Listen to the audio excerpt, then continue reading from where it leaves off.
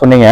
இப்போ இருக்க ஜென்ரேஷன் பசங்க, ஃபார் எக்ஸாம்பிள் இப்போ இந்த 2K கிட்ஸ்ன்னு சொல்லப்படுற, இந்த ஜென்சின்னு சொல்லப்படுற அந்த ஜென்ரேஷன் கிட்ஸ் வந்து பாத்தீங்கன்னா அதிகமா பாத்தீங்கன்னா இந்த டிஜிட்டல் விஷயங்களுக்கும் இந்த ட்ரக்ஸ் மோசமான சில கெட்ட பழக்கங்களுக்கு அடிமையா இருக்காங்க.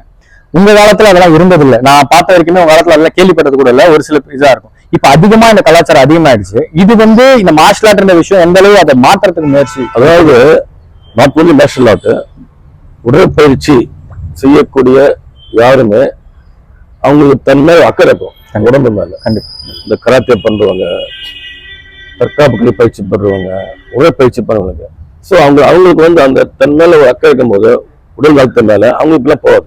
கண்டிப்பா டிசிப்ளின்ற விஷயம் ரொம்ப முக்கியமான ஒரு மட்டும் இல்ல, தன்னுடைய ஹெல்த், தன்னுடைய உடல் நலம் யார் அக்கறை கொள்றாங்களோ அவங்களுக்கு இதெல்லாம் கவனம் செலுத்த மாட்டாங்க.